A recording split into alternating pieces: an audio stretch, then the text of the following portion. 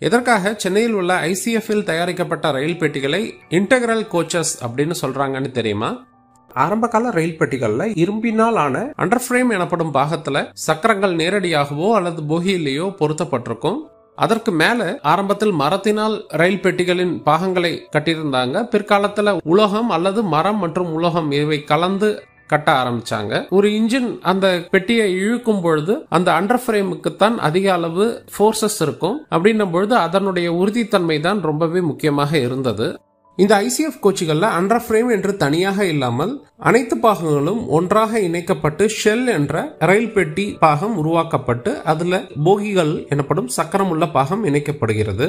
Under frame மட்டும் இல்லாமல் மொத்த உடல் அமைப்பும் குழாய் போன்று உறுதித்தன்மை கொடுத்து அந்த ஃபோர்சஸ் எல்லாம் வாங்கிக்கும். இத இன்டெகிரல் டிசைன் அப்படின்னு சொல்லுவாங்க.